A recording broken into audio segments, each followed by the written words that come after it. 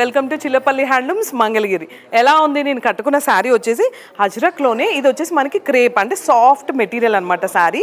కానీ అదే ఒరిజినల్ అజ్రక్లోనే మనకి ఇక్కడ మంగళగిరి పట్టు అంటే బార్డర్ వస్తున్నాయండి ఈ శారీస్లో.